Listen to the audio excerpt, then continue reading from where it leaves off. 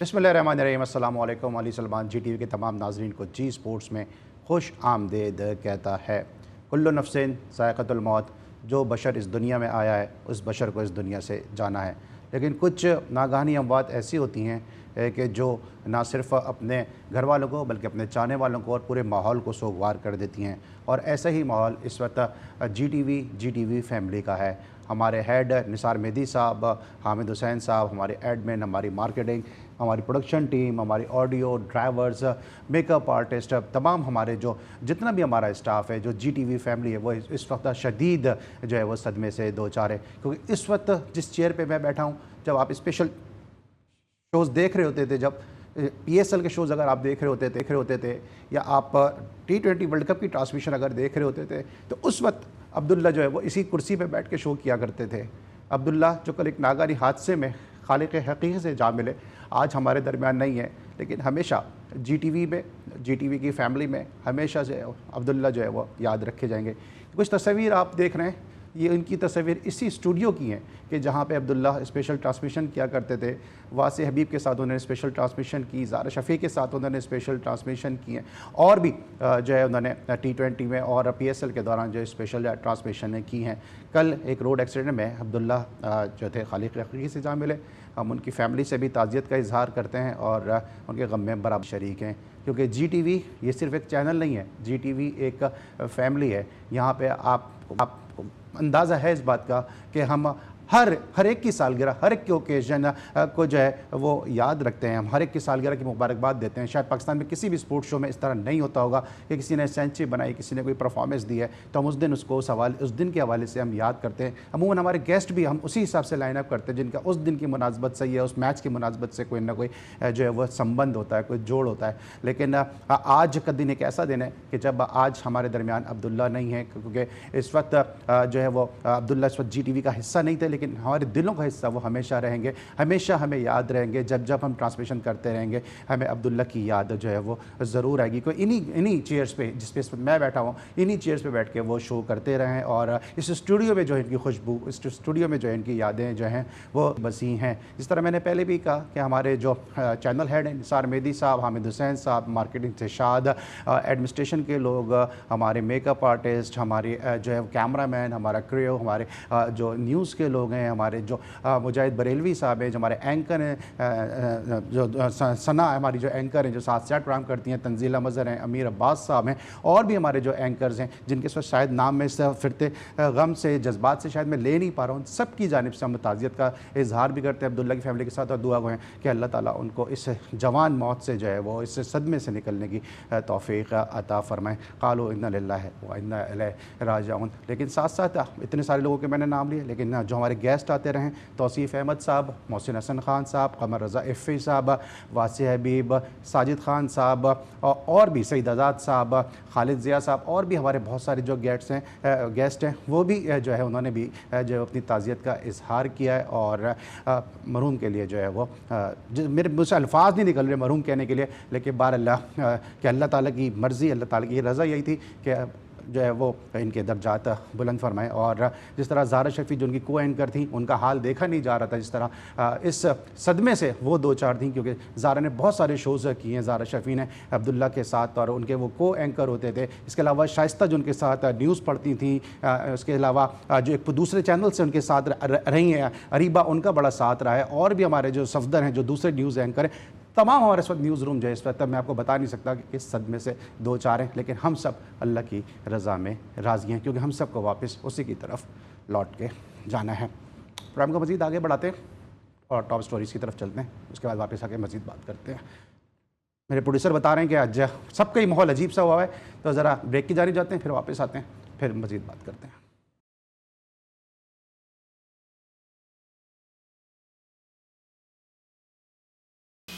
Welcome back after the break. और break पर जाने से पहले हम अब्दुल्ला के साथ अपनी यादों को शेयर कर रहे थे और ताज़ियत का इजहार कर रहे थे, लेकिन जैसा कि आपके इल्म है कि ज़िंदगी का काम है आगे बढ़ना, तो लाइफ को आगे बढ़ाते हैं, प्रोग्राम को आगे बढ़ाते हैं। आज 9 सितंबर है और अमूमन हम क्रिकेट की हैपनिंग के हवाले से आपको न्यूज़ देते हैं कि 9 सितंबर को क्या क्या वाक़यात हुए, लेकिन 9 सितंबर का दिन पाकिस्तान के कौमी खेल हॉकी के हवाले से एक तारीख़ी हैसियत रखता है, क्योंकि आज ही के दिन 1960 में पाकिस्तान ने पहली मरतबा ओलंपिक का एजाज़ अपने नाम किया था और फाइनल में इंडिया को नसीर बुंदा के किए गए वाहिद गोल के ज़रिए जो है पाकिस्तान ने 1-0 से कामयाबी हासिल की थी। तो वो सुनहरी यादें हैं जनाब पाकिस्तान की जो हॉकी के मैदानों से जुड़ी हुई हैं, और आज हम अपना सुनहरी जो माजी है उसके औराक जब पलटते हैं तो हमें एक से बढ़कर एक ज़बरदस्त और शानदार प्लेयर नज़र आता है। उम्मीद है कि पाकिस्तान की हॉकी में सुनहरे दिन फिर आएंगे, लेकिन आज पाकिस्तान ने अपना जो दूसरा मैच है वो भी जो है वो बराबर खेल दिया। और इस हवाले से सुहेल अब्बास ने भी काफ़ी तनकीद की है कि पाकिस्तान एक मौके पर मलेशिया से 2-0 से कामयाबी हासिल कर रहा था, लेकिन पाकिस्तान का डिफेंस जो है वो इस बरतरी को बरकरार नहीं रख सका। लेकिन बहरहाल फिर भी खुश आइन चीज़ ये है कि मलेशिया जो इस टूर्नामेंट की सबसे जो एक्सपीरियंस टीम है, पाकिस्तान ने उसके खिलाफ शिकस्त का मुँह नहीं देखा। उम्मीद है कि पाकिस्तान की हॉकी के अच्छे दिन भी आएंगे। बढ़ते हैं अपनी हेडलाइंस की जानिब। चैंपियंस कप की तैयारियां जोरों शोर से जारी। चेयरमैन पीसीबी मोहसिन नकवी का इकबाल स्टेडियम फैसलाबाद का दौरा। चेयरमैन पीसीबी की चैंपियंस कप के 5 टीमों के मेंटोर्स से भी अहम मुलाकात। मेंटोर्स ने इकबाल स्टेडियम के पिचेस और ग्राउंड की बेहतरी के लिए तजावीज़ दी। चैंपियंस कप में नए खिलाड़ियों के लिए खुद को मानामाने का बेहतरीन मौका है। जय शाह के चेयरमैन आईसीसी बनने पर कोई परेशानी नहीं। चैंपियंस ट्रॉफी पाकिस्तान में होगी और सब टीमें आएंगी। Chairman PCB Mohsin Naqvi. पाकिस्तान ने क्रिकेट में प्लेयर्स के पोल का फुकदान है। Champion one day cup Pakistan cricket के लिए बड़ा ज़रूरी है। शाहीन शाह अफरीदी। मैं मिडिल ऑर्डर का नहीं बल्कि टेल एंडर का बैटर हूँ। कोशिश है कि दोबारा रेड बॉल क्रिकेट में आ जाऊँ। इफ्तिखार अहमद। पाकिस्तान टीम के लिए गौतम गंभीर जैसा कोच को लाने की ज़रूरत है। दानिश कनेरिया। श्रीलंका 1 दहाई बाद इंग्लैंड को टेस्ट मैच में शिकस्त देने में कामयाब। मोइन अली ने इंटरनेशनल क्रिकेट से रिटायरमेंट का ऐलान कर दिया। बरतानिया में शूटिंग चैंपियनशिप 2024 में पाकिस्तान की बड़ी जीत। पाकिस्तानी टीम ने 3 गोल्ड, 4 सिल्वर और 4 ब्रोंज मेडल जीते। अल्फाज के खेल में पाकिस्तानी खिलाड़ी सब पर बाजी ले गए। ग्रीन शर्ट्स ने 5वीं बार वर्ल्ड यूथ स्क्रैबल चैंपियनशिप की ट्रॉफी उठाकर रिकॉर्ड बना दिया। 16 बरस के बाद अफान सलमान अल्फाज के खेल के नए चैंपियन बन गए। एशियन चैंपियंस हॉकी में पाकिस्तान और कोरिया के दरमियान मैच सनसनीखेज मुकाबले के बाद 2-2 गोल से बराबर हो गया। पेशावर में पहली 4 रोज़ा जूनियर स्क्वॉश चैंपियनशिप खत्म। इवेंट में मुल्क भर से 200 से जायद खिलाड़ियों ने हिस्सा लिया। वर्ल्ड ओलंपियाड चेस चैंपियनशिप के लिए पाकिस्तानी टीम का ऐलान। कौमी टीम कल लाहौर से हंगरी रवाना होगी। और साफ अंडर 17 चैंपियनशिप के लिए कौमी टीम की ट्रेनिंग एबटाबाद में जारी। कौमी टीम की इवेंट में शिरकत हुकूमती इजाज़त से मशरूत। जी नाज़रीन, ने दी आज की टॉप स्टोरीज़, और टॉप स्टोरीज़ में आपने देखा कि chairman Pakistan cricket board Mohsin Naqvi साहब ने फैसलाबाद में इकबाल स्टेडियम का विज़िट किया और इस हवाले से उनको ब्रीफिंग भी दी गई। क्या रहा उनके इस दौरे के हवाले से और चैंपियंस कप जो टूर्नामेंट शुरू होने वाला है इस हवाले से क्या तफसीलात हैं, ये बताने के लिए इस वक्त हमारे साथ मौजूद हैं फैसलाबाद से GTV के नुमाइंदे खुसूसी अजीज़ भट्ट। उनसे जानेंगे कि क्या तफसीलात रही हैं इस हवाले से। जी अजीज़ भट्ट, बताइएगा क्या तफसीलात हैं। जी बिलाखिर फैसलाबाद के शायकीन क्रिकेट की भी सुनी गई और फैसलाबाद में चैंपियन क्रिकेट कप टूर्नामेंट जो है वो 12 सितंबर से शुरू होने जा रहा है, जिसमें 5 टीमें जो है वो मद्दे मुकाबल होगी। 5 टीमों में इंटरनेशनल खिलाड़ी जो है वो फैसलाबाद के इकबाल स्टेडियम में आपको खेलते हुए नजर आएंगे। मैं आपको मजीद ये बता दूं कि फैसलाबाद में जो है वो इस हवाले से इस टूर्नामेंट के हवाले से तैयारियाँ जो है वो जोशो खरोश के साथ जारी हैं और फैसलाबाद के शायकीन क्रिकेट बहुत पुरजोश दिखाई देते हैं। उनका कहना यह है कि अरसा दराज के बाद जो है फैसलाबाद में जो है वो क्रिकेट खेली जा रही है और फैसलाबाद में वो अपने जो है वो प्लेयर्स को देखकर, अपने इंटरनेशनल प्लेयर्स को देखकर, अपने जो है वो पसंदीदा प्लेयर्स को खेलता हुआ देखकर बड़े ही जो है वो पुरजोश दिखाई देते हैं। उनका कहना यह है कि फैसलाबाद में काफ़ी अरसे के बाद क्रिकेट हो रही है और फैसलाबाद के शायकीन जो है वो जोक दर जोक जो है वो अभी भी जो है वो प्रैक्टिस करते हुए अपने खिलाड़ियों को देखने के लिए पहुँच रहे हैं। इसके साथ साथ आपको मजीद ये बता दूं कि फैसलाबाद में पाकिस्तान क्रिकेट बोर्ड के चेयरमैन मोहसिन नकवी ने भी जो है वो गुज़श्ता रोज़ जो है वो इकबाल स्टेडियम का दौरा किया और इंतज़ामात के हवाले से जो है वो तमाम तर चीज़ों का जो है वो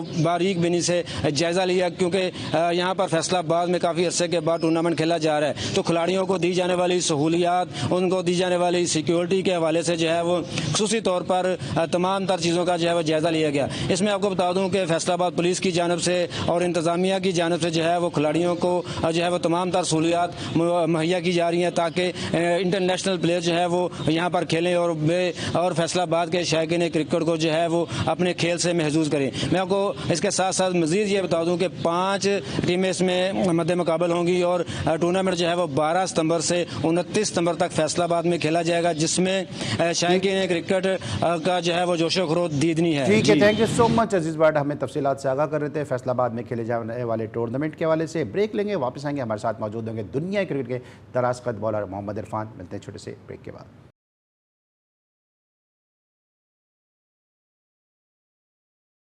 welcome back after the break. हमारे साथ मौजूद हैं दुनिया क्रिकेट के दराज कद बॉलर मोहम्मद इरफान के जिनका ज़बरदस्त T20 क्रिकेट पे रिकॉर्ड है कि 4 ओवर 1 रन और 2 विकेटें, बेस्ट इकोनॉमिकल बॉलिंग है वर्ल्ड में। इरफान हमारे साथ मौजूद है, वक्त कम है वरना और भी इनका तारुफ में तफसील के साथ करा सकता था। अस्सलाम वालेकुम मोहम्मद इरफान। वालेकुम सलाम अली भाई, कैसे हैं आप? ठीक ठाक हैं? मैं बिल्कुल ठीक हूँ, thank you so much Irfan, आपने हमें ज्वाइन किया। और जिस तरह बार बार बात करते हैं कि रेलिवेंसी होती है हमारे गेस्ट के साथ हमारे शो की, और रेलिवेंसी जनाब ये है कि आज सितंबर में हम 9 सितंबर को ये शो कर रहे हैं और 10 सितंबर को अगेंस्ट इंग्लैंड चेस्टर लिस्ट में इन्होंने अपने T20 कैरियर का आगाज़ किया और 1 सितंबर 2016 को जो है इन्होंने अपने कैरियर का आखिरी T20 मैच खेला और आज सितंबर में ही जो है हमारे साथ मौजूद है, यानी 10 सितंबर कल का जो दिन है वो इनके कैरियर का T20 कैरियर का आखिरी मैच साबित हुआ। इरफान, सबसे पहले तो ये बताइएगा कि इस वक्त आप T10 खेलने के लिए जा रहे हैं, तो इसका मकसद ये कि फिटनेस तो मोहम्मद इरफान की जबरदस्त है, लेकिन हमें पाकिस्तान क्रिकेट में इरफान नजर नहीं आ रहे हैं। नहीं, असल में जैसे आपने देखा 2-3 साल पहले जिस तरह इन्होंने अपने जितने भी सीनियर प्लेयरों को साइड पे किया, क्योंकि सबसे बड़ा इश्यू उन्होंने किसी को बाहर निकालना होता है फिटनेस का या उसकी एज का लेके आते हैं सामने, क्योंकि आपने परफॉर्मेंस कम देखनी होती है, जिसको बाहर निकालना था उसका कोई ना कोई इश्यू इनको चाहिए होता है कि इसकी एज ज्यादा है, इसकी फिटनेस का प्रॉब्लम है। आप ये चीज नहीं देखते कि ग्राउंड में कौन अच्छा परफॉर्म कर रहा है, तो इसलिए फिर फोकस ज्यादा किया लीगों पे, जिस तरह T10 हो रही, T20 हो रही। तो मैं तकरीबन पूरी दुनिया की लीगें खेल रहा हूँ, बस अपनी क्रिकेट एंजॉय कर रहा हूँ। पाकिस्तान से ख्वाहिश थी कि पाकिस्तान से और लंबा खेलूं, लेकिन इन्होंने दरवाजे बंद किए हैं एज के हिसाब से, तो फिर हमने यही अपना एक दरवाजा चुना कि लीगों का दरवाजा खुला है, वहां पे जाके परफॉर्म और वहां पे अपनी क्रिकेट एंजॉय करते हैं। जो अच्छा इरफान, ये बताएं कि एक जो पाकिस्तान क्रिकेट बोर्ड में एक बड़ा डिलेमा है वो ये है कि हम प्लेयर की जो कैपेबिलिटी है, जो उसकी स्ट्रेंथ है, उसके हवाले से उससे काम नहीं लेते। अब जाहिर सी बात है आप एक एक्स्ट्रा ऑर्डिनरी शख्सियत हैं, अगर आपसे भी वही एक्सरसाइज करवाई जाएंगे, वही ड्रिल करवाएंगे जो नॉर्मल कदोकामत के लोगों से करवाई जाती है, तो आपके लिए मुश्किलात का बाइस हो सकता है। आपसे तो परफॉर्मेंस लेनी चाहिए, आपको उस हिसाब से जो है वो ट्रीट करना चाहिए। आपको लगता है कि दानिस्ता तौर पर आपको खराब करने की कोशिश की गई है, आपको खराब किया गया?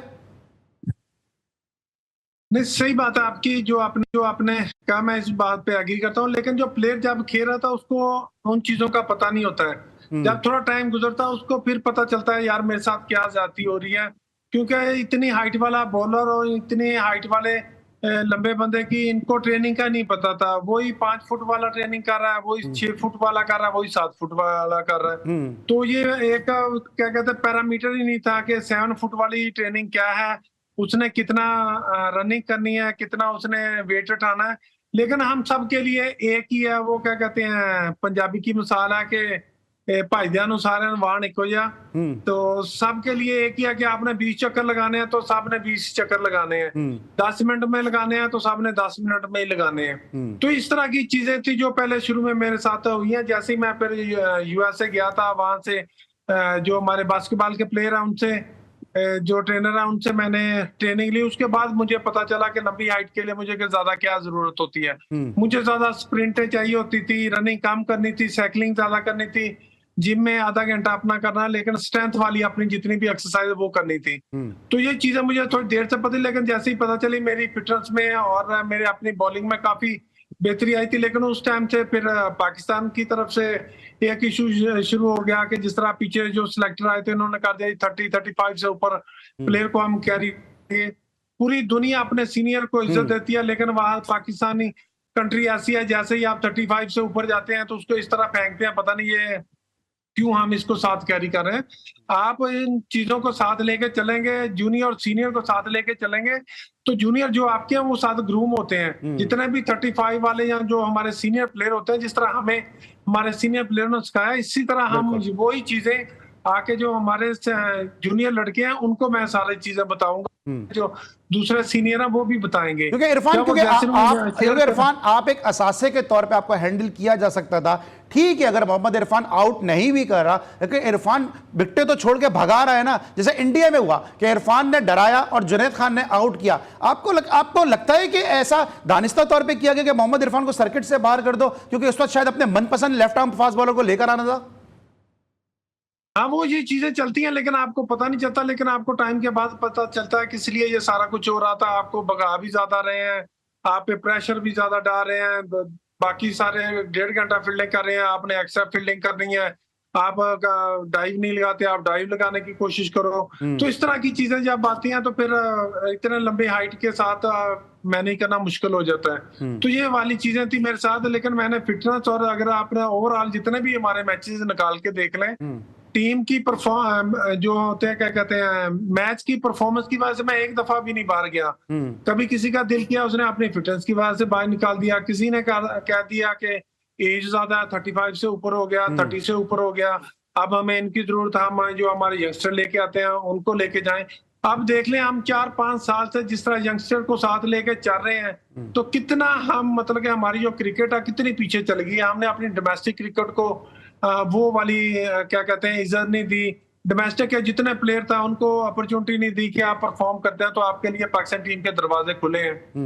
क्योंकि तो इस तरह की चीजें जिसकी वजह से देखिए प्लेयर आना बंद हो गए। ठीक है, क्योंकि क्योंकि मैं तो डोमेस्टिक क्रिकेट का आदमी हूं, बहुत सारी मेरी प्लेयर से बात होती रही है कि जो कहते हैं कि इरफान इजीली पिक नहीं होते थे, थोड़े मुश्किल बॉलर थे। यही वजह है कि जब आप इंडिया गए तो आपके लिए खास तौर से उन्होंने वो स्टूल रख के हाइट से प्रैक्टिस की, फिर आपके लिए साइड स्क्रीन को भी ऊंचा किया गया, स्टेडियम की सीटों को भी कम किया गया ताकि साइड स्क्रीन को ऊंचा किया जाए। और इंडिया में जब आप गए तो वहां पर क्या माहौल था, किस तरह से आपको खेलने की तैयारी की गई और किस हद तक जो प्लेयर थे वो मोहम्मद इरफान के से थोड़े से खौफजदा थे? नहीं अली भाई, उसकी मैं सबसे बड़ी मिसाल जिस तरह मैं सीनियर जूनियर का लेके जा रहा हूँ, जैसे मैंने उनको देखा है कि वो इतने प्रेशर में आए हुए हैं, तो मैंने अपनी एक स्ट्रेंथ रखी। उसके बाद फिर मैंने एक बात शेयर की थी वसीम भाई से, वसीम अकरम से। उनसे मैंने एक छोटी सी बात पूछी, मैं वसीम भाई मेरा बाहर आउट स्विंग मेरी बड़ी अच्छी हो रही है, मेरा इन स्विंग अच्छा नहीं हो रहा, मैं बॉल अंदर कैसे लेके आऊँ? तो क्योंकि बाहर का जितना सिनेरियो उनके सामने होता है वो देख रहे होते हैं कौन सा प्लेयर क्या कर रहा है, कौन किस टीम से खेल रहा है और कौन किससे प्रेशर में है दूसरी टीम। उन्होंने मुझे क्या कहते हैं कि एक गाली निकाल के बोला कि यार आप कौन सी इंग स्विंग की बात कर रहे हो, आपने जिधर इन इंडिया की टीम को तोड़ के रखा हुआ यहाँ पे ही रखो, आप छोड़ो इंग स्विंग की, जो आप काम कर रहे हो बहुत अच्छा कर रहे हो। वो मैं अपनी चीज जो शेयर करने का मतलब ये है कि एक सीनियर प्लेयर ने मुझे थोड़ा सा बताया कि यार आप बहुत अच्छा कर रहे हो, उससे मेरा कॉन्फिडेंस उससे भी डबल हो गया। अगर आप देखें उसके बाद मेरे मैचों में और मेरी पेस में कितना फर्क आया। आपको एक थोड़ी सी कॉन्फिडेंस चाहिए होती है मैच के अंदर, तो आप कहां से कहां तक अपनी टीम को लेके जाते हैं। यही चीज मैं जितने भी हमारे इस टाइम के सिलेक्टर हैं, जितने भी चीजें हैं, जो भी कोई मैच देख रहा है या ये हमारा प्रोग्राम देख रहा है, ये जब तक आप सीनियर को साथ लेके कैरी करके नहीं चलेंगे तो आप कभी भी ड्रेसिंग रूम का माहौल अच्छा नहीं कर सकते। अच्छा, आपने इंडिया में जाके खेला, वो आपकी जो आपके बाउंस से घबरा रहे थे, लेकिन आपकी तो पेस भी अच्छी खासी थी, सहवाग ने भी आपको अप्रिशिएट किया, विराट कोहली ने भी कहा, कुछ जरा वो यादें शेयर करेंगे? मैंने काफी बातें इस तरह की हंसी मजाक में पड़ गई, जिस तरह मैं बॉलिंग कर रहा हूँ तो मिसो भाई कैप्टन थे तो वनडे में, तो उन्होंने कहा यार आप बॉलिंग करके आ जाते हो, वापस बीट करते हो तो वापस आ जाते हो, तो जरा गुरी शुरी डालो, आंखों में आंखें तो डालो जरा इसमें। तो उसमें जितनी भी हमारी गुफ्तगू थी जो मैं आपको बता रहा हूँ ये सारी पंजाबी में थी मिसो भाई के साथ। तो मैंने जैसे स्टार्ट पे वापस गया उसके बाद फिर मैंने आके बॉलिंग की, या मैं फिर वापस दूसरा मिसबा भाई कहते यार थोड़ी आंखों में आंखें तो डालो। मैं कहा मिसबा भाई मैं उनकी तरफ क्या देखूं, जैसे मैं उनकी तरफ आंखों में आंखें डालता हूं तो दूसरी तरफ देखना शुरू कर देते हैं। तो मैं कैसे उनको, मतलब कि वहां से आपको फेस से पता चल रहा था कि अगला प्लेयर आपसे कितना खौफजदा है। तो ये चीजें होती हैं कि आपको फिर ज्यादा और कॉन्फिडेंस होता है, आप परफॉर्मेंस करते हैं। और एक जिस तरह युवराज को मैंने एक यॉर्कर किया था, उससे पहले एक मैंने वाइड बॉल किया उसको, तो एक आधा बाउंसर भी किया था, वो बीट हुआ था। तो उसके बाद मुझे हमारा प्लान हुआ था कि ये थोड़ा मतलब कि लेग साइड पे थोड़ा हल्का है कि आपने ज्यादा बाउंस करना, बॉडी के अंदर इनको लेके आना है युवराज को।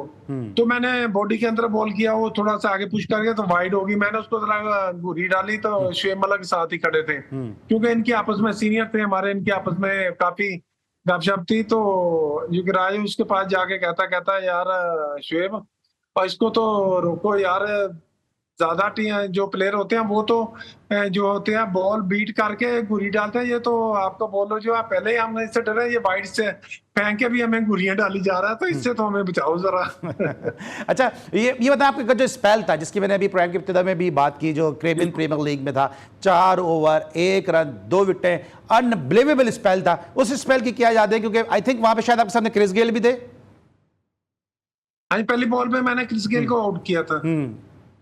स्पेल की क्या याद है? जैसे मैंने जैसे ही पहला ओवर किया तो मेडन ओवर किया, उसके बाद दूसरा थोड़ा जेन में नहीं था कि मैं रिकॉर्ड बनाने जा रहा हूँ, लेकिन मैं अपनी बॉलिंग को एंजॉय कर रहा था। वो डरे इतना हुए तो उनको बॉल नजर नहीं आ रहा था, तो काफी फिर मैं अपनी पेस में चेंज ऑफ पेस भी किया, मैंने हर बॉल उस दिन किया, तो लेकिन उनको बॉल नजर ही नहीं आ रहा था। एक पेस भी अच्छी थी, एक वैसे भी प्रेशर में थे।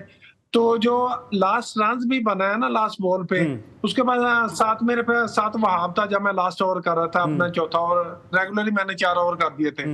तो फिर वहाब ने बोला कि यार आप इस तरह करो, ये भी ओवर मेंटेन कर दो, तो ये आपका बड़ा इकोनॉमी में ना तो बहुत अच्छा हो जाएगा कि आपका एक रिकॉर्ड बनने जा रहा है। तो थोड़ा फिर उस टाइम मेरे ज़हन में आया यार मैं थोड़ा और जोर लगाऊं, जो बाकी बॉल रह गए 3-4 बॉल रह गए, मैं इनको जरा बीट करवा के तो रिकॉर्ड बनाऊं। वही बात हुई कि मैंने थोड़ा जोर लगाया, बीट किया, आउट स्विंग करता रहा, इन स्विंग की, मैंने यॉर्कर किए, सारी मतलब बॉलिंग की, लेकिन उनको विकेटें मतलब कि बचती रही, 2 आउट हुए थे। तो लेकिन लास्ट बॉल पे हमारे जो फील्डर थे वो भी थोड़े खड़े खड़े थक गए थे, उन्होंने कहा कौन सा कोई सिंगल ले रहा है, कीपर और इरफान ही खेली जा रहे हैं, कोई और तो सामने आ नहीं रहा। तो लास्ट बॉल पे उसने हल्का सा बॉल रखा और मिड ऑन पे आपने देखा गया तो आराम से उन्होंने सिंगल ले ली। तो उस टाइम फिर भी उसके बाद फिर मुझे पता चला कि ये भी सिंगल होने के बाद भी एक अच्छा, मोहम्मद इरफान, आपने वो वक्त देखा है कि आपकी बॉलिंग से इंडियन बैट्समैन जो थे घबरा रहे थे, क्रिस गेल जैसा बैट्समैन घबरा रहा था। अब हम देखते हैं कि हमें आयरलैंड हरा देता है, हमें अफगानिस्तान हरा देता है, हमें यूएसए हरा देता है, हमें बांग्लादेश आगे व्हाइट वॉश कर जाता है। मोहम्मद इरफान को कितना अफसोस होता है ये सब देखकर? नहीं सलमान भाई, अगर देखें तो जो अभी जो सीरीज पाकिस्तान इंडिया से आ रहा है, उससे पहले मतलब अगर गिनना शुरू हो तो आप देखें आयरलैंड, उसके पहले बाद आप ऐसी टीम से भी हारे हैं जिनके मुल्क में क्रिकेट का पता ही नहीं है किसी को कि क्रिकेट होती क्या है। जिस तरह यूएसए की टीम से आप T20 में आ रहे हैं, उसके बाद आयरलैंड से आ रहे हैं, उसके बाद फिर आप देखें अभी हमारे होम में आके बांग्लादेश तारीख में पहली दफा हमसे जीत के यहाँ से गया, कोई टेस्ट बल्कि वाइट वॉश करके गया है। तो अगर कोई भी टीम अगर किसी के घर आके मतलब उसको वाइट वॉश करके जाती है तो एक उसके लिए एक बहुत क्या कहते हैं लम्हा फिक्रिया होता है कि आपकी क्रिकेट अब बहुत डाउन हो चुकी है, आपको सख्त जो है फैसले लेने पड़ेंगे, आपको अपनी डोमेस्टिक क्रिकेट को बेहतर करना पड़ेगा। आप अकेले यंगस्टर को लेकर भी नहीं चाह रहे, जब तक आप सीनियर जूनियर को साथ लेके नहीं चलेंगे आपकी क्रिकेट इंप्रूव नहीं करेगी तो उतने टाइम तक। जो मैंने आप पहले बात की थी 3 साल 4 साल पीछे जो हमने डोमेस्टिक क्रिकेट के प्लेयरों को आगे पाकिस्तान टीम में चांस नहीं दिया, हमने T20 में जिसने 2 छिक्के मार दिए वो टीम में ले आए, जिसने एक 145 पे बॉल कर दिया आप उसको टेस्ट खिला दिया। तो जब आपका ऐसी चीजें आ जाएंगी तो जितने डोमेस्टिक प्लेयर, मैं खुद जानता हूँ हमारे साथ प्लेयरों का सबका होता है कि कोई प्लेयर भी नहीं चाह रहा यार मैं डोमेस्टिक क्रिकेट 3 महीने खेलूं, क्योंकि मुझे पता है आगे कोई दरवाजा ही नहीं खुला होना। अच्छा, चूंकि इरफान टीम में जा ही नहीं सकता। अच्छा इरफान, चूंकि वक्त में थोड़ा जल्दी में सवाल करूंगा कि आपको क्या लगता है कि शान मसूद को क्या कप्तान रखना चाहिए, बरकरार रखना चाहिए? क्योंकि लोग शान मसूद की कप्तानी पे भी बात कर रहे हैं और फिर ये भी कह रहे हैं कि रिजवान को तीनों फॉर्मेट में कैप्टन बना देना चाहिए। नहीं, अगर असल में देखें तो अभी को पता नहीं चल रहा है कि अगर तो आपने शान को बनाया है तो जो ठीक है, 4-5 टेस्ट हार गए, लेकिन आप उसको अभी उसको थोड़ा पता चलेगा टीम का या प्लेयरों का, तो आप किसी और को ले आएंगे। फिर जब 8-10 मैच आ रहेंगे, 5-6 मैच, अब फिर आप किसी और को चेंज कर लें। अभी अगर आप बनाया है तो उसको देख लें, आगे एक आधी सीरीज और चेक कर लें क्या करते हैं। तो फिर सबसे बड़ा देखे पाकिस्तान टीम और ठीक। क्या कहते हैं पीसीबी का, आगे आपकी टेस्ट सीरीज होनी है तो आपने वनडे नेशन कप कराना शुरू कर दिया। ठीक। आप इन दिनों में 4 डे मैचेस रखें, 3-4 मैचेस रखें। आपकी चैंपियन ट्रॉफी जो होनी है वो फरवरी मार्च में जाके होनी है। आपके पास टाइम है, आप उसके पास जाके ये वनडे वाला टूर्नामेंट रखते हैं। आपको वनडे के प्लेयर भी मिलते हैं। अभी आपने इंग्लैंड के साथ टेस्ट सीरीज से खेलनी है तो आपके 4 डे मैचेस होते हैं, 4-5 मैच हुए होते हैं। ये जितने भी प्लेयर हैं ये सारे 4 डे ठीक है, मैचेस खेलते ठीक हैं। है। आपको अच्छा यहाँ इरफान से ये play बताएं, क्योंकि आप इंग्लैंड के खुद साथ फास्ट शुरू बॉलर हैं, आप खुद फास्ट बॉलर हैं, जो निप और बाउंस आपके पास है, यकीनी तौर पे आप बेहतर बता सकते हैं कि हमें, जिस तरह भी आपने खुद भी कहा, आपने मेरे दिल की बात आपने कर दी कि 4 टेस्ट मैचेस की तैयारी आप वनडे टूर्नामेंट से कर रहे हैं, और वो भी फैसलाबाद में, कि जहां पे डेनिस लिली ने कहा कि फास्ट बॉलर का कब्रिस्तान है। तो ये किस तरह तैयारी कर रहे हैं, किस सख्त में जा रहा है बोर्ड? तो वही समझ नहीं आ रही कि मतलब कि हमारी क्रिकेट किस तरफ जा रही है। आप अगर जिस तरह देखें, आगे वनडे आना होता है, आप टूर्नामेंट स्टार्ट कर दें। आपके आगे टेस्ट मैच आ रहे हैं इंग्लैंड के साथ, आपने वनडे टूर्नामेंट स्टार्ट कर दिया। आपकी चैंपियन ट्रॉफी आनी है फरवरी मार्च में, उस टाइम आपका 4 डे मैचेस हो रहे होंगे। तो समझ नहीं आ रही कि मतलब ये डिसीजन लेने वाले कौन बैठे हैं, जिनको मतलब कि ये चीजें ही नहीं समझ आती कि हमने किस टाइम के कौन सा टूर्नामेंट करवाना है। और सबसे बड़ी बात है कि डिसीजन लेना। आप जितने भी हमारे प्लेयर हैं, जितने आप देखा होगा, पाकिस्तान के पास ना कोई अच्छा स्पिनर इस टाइम है, ना कोई इस तरह का फास्ट बॉलर है कि जो आपको अकेला 4 डे में टेस्ट मैच जिता दे। ना इस तरह का हमारे पास कोई स्पिनर है जिसपे हम कह सकेंगे यार ये अकेला मैच ले जाएगा। तो अभी हमें डोमेस्टिक क्रिकेट में इन सबको भेजना होगा, इनको एक एक साल 2-2 साल रगड़ा वहां पे खाना होगा, फिर आपको क्रिकेट का पता चलेगा कि क्रिकेट कहाँ से आती है। जिस तरह हमने 3-3 4-4 साल खेल 12 कम बैक किया, फिर उसके बाद हमें क्रिकेट की समझ आई कि क्रिकेट होती क्या है।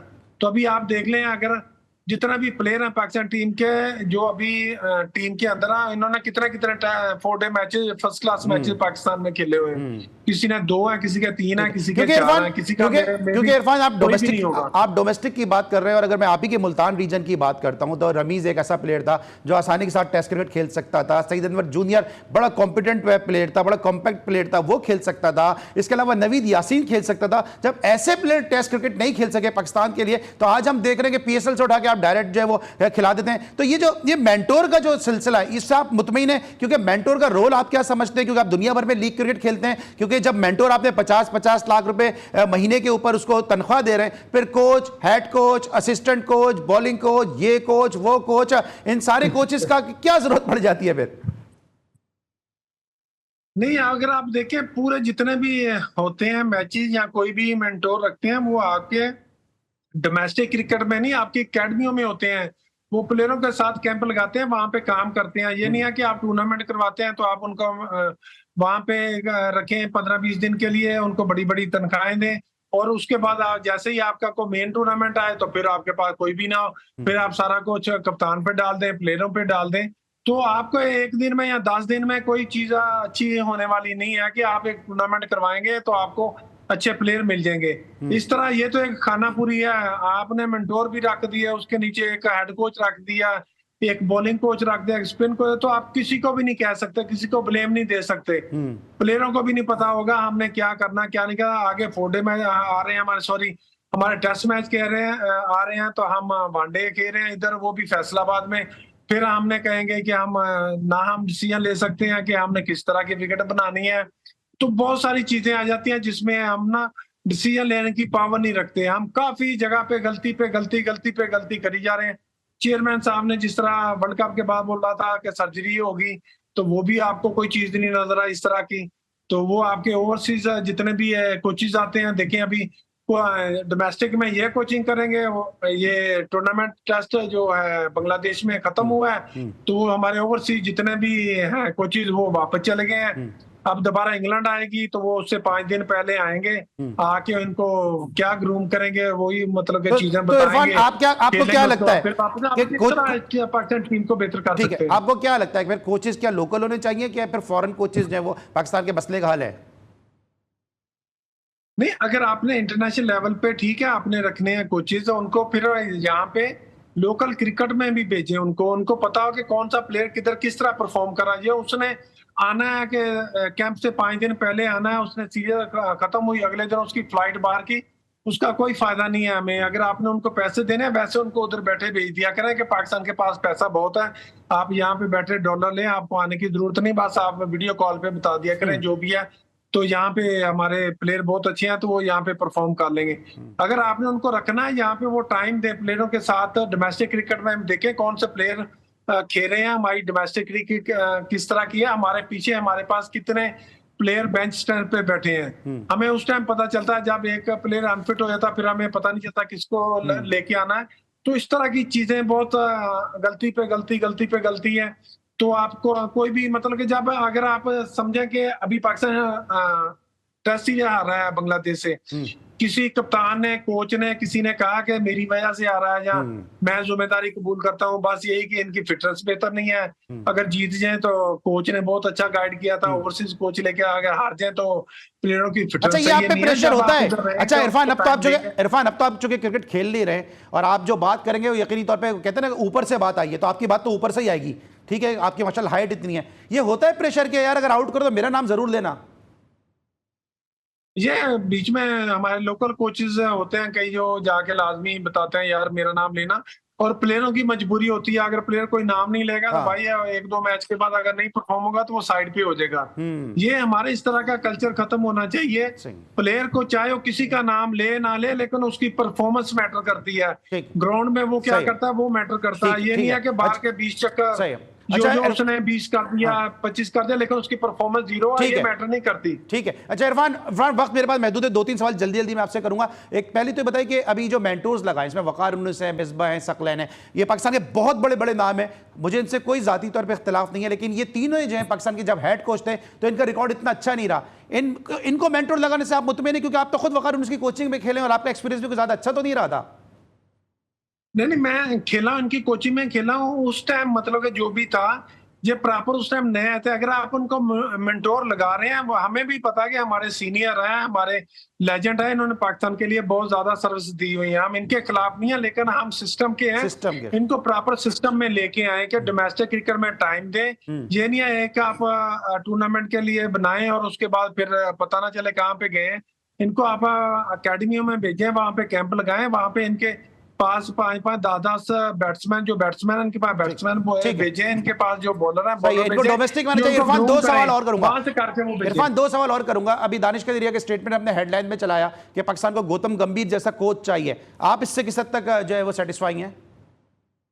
नहीं, पाकिस्तान में बहुत बड़े कोच हैं, पाकिस्तान में बहुत बड़े प्लेयर हैं, ज़ारा उनका मैं कुछ कह नहीं सकता, वो भी पाकिस्तान से नहीं, उन्होंने कहा स्ट्रिक्ट चाहिए, स्ट्रिक्ट और एग्रेसिव कोच चाहिए गौतम गंभीर जैसा। उन्होंने ये नहीं कहा गौतम गंभीर चाहिए, उन्होंने कहा उस जैसा एग्रेसिव और स्ट्रिक्ट कोच चाहिए। नहीं, सारे स्टेट कोच हैं, आप इस तरह कोचिंग में आके एक दिन में नहीं कर सकते, लेकिन आप उनका सिस्टम देखें कि किस तरह वो लेके आ रहे हैं। अंडर 19 से प्लेयर को लेके आते हैं, फर्स्ट क्लास में रणजी ट्रॉफी उनकी होती है, वहां से परफॉर्म आती है, ठीक है, परफॉर्मेंस आती है, वहां से प्लेयर आते हैं। ठीक है। अच्छा, इंडिया को पाकिस्तान आना चाहिए क्योंकि आपके इंडियन प्लेयर्स के साथ आपकी बड़ी दोस्ती भी रही है, तो क्या इंडिया को चैंपियंस ट्रॉफी के लिए आना चाहिए? आपको लगता है कि आएगी India?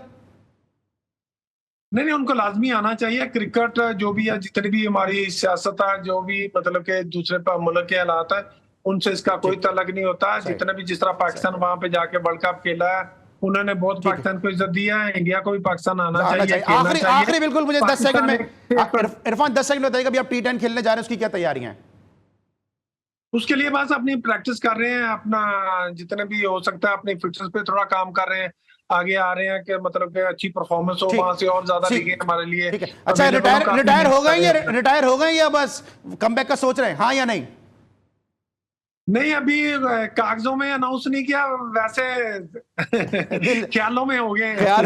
Thank you so much Irfan, best of luck for your future tournament. Irfan हमेशा की बड़े हम्बल, बड़े नाइस, आपने सुना है मोहम्मद इरफान को कि कम वक्त में जो है वो इरफान ने गुफ्तगू की, क्योंकि आज जिस तरह हमने बात की थी प्रोग्राम के इब्तिदा में कि आज का शो हमारा डेडिकेटेड था अब्दुल्ला के लिए कि जो आज हमारे दरमियान नहीं रहे। एक दफ़ा फिर उनकी फैमिली के साथ ताज़ियत और अल्लाह ताला से दुआ गो पूरी GTV फैमिली की जानिब से कि अल्लाह ताला अब्दुल्ला को जवारे रहमत में जगह दें। इरफान बहुत बहुत शुक्रिया। आज आप हमारे साथ मौजूद थे। आज के लिए बस इतना ही, इंशाल्लाह कल एक दफ़ा फिर मुलाकात होगी। अली सलमान को पूरी प्रोडक्शन टीम के साथ इजाज़त दीजिए। बहुत ख्याल रखिए। अल्लाह हाफ़िज़।